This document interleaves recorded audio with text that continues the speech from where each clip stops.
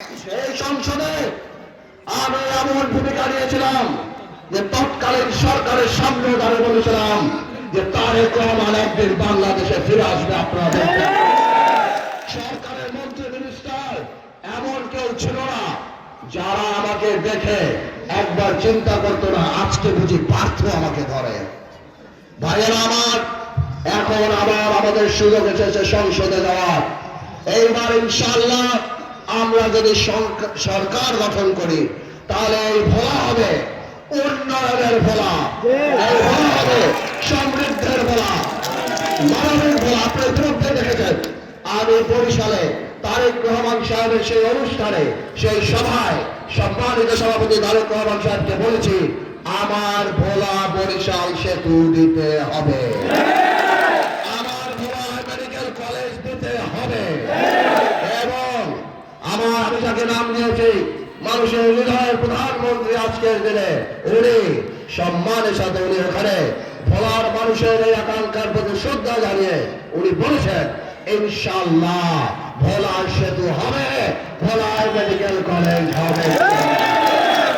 আগামী সরকার হবে উন্নয়নের সরকার, আগামী সরকার হবে মানবিক ভোলা বানানোর সরকার।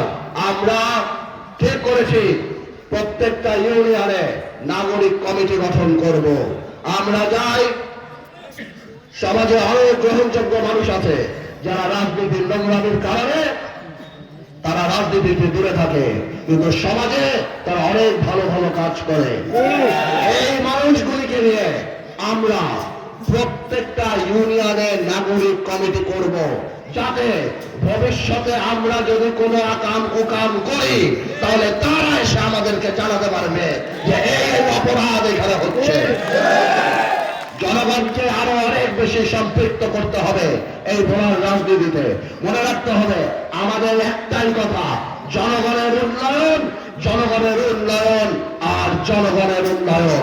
আমি কথা দিচ্ছি আমার বাবাকে ভোট দিয়ে আপনারা ঠকেন নাই, আগামীতে আমাকে ভোট দিয়ে ইনশাআল্লাহ আপনারা ঠকবেন না।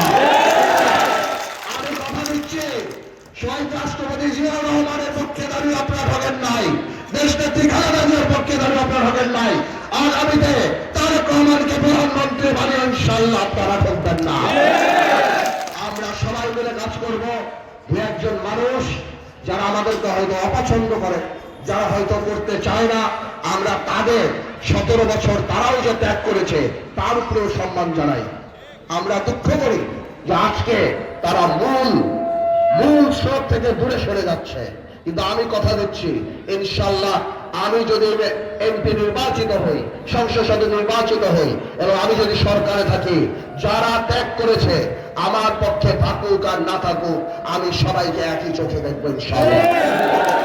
সবাই আমার ভাই, আমাকে দায়িত্ব দেওয়া হয়েছে সবার জন্য কাজ করার, জনগণের জন্য কাজ করার।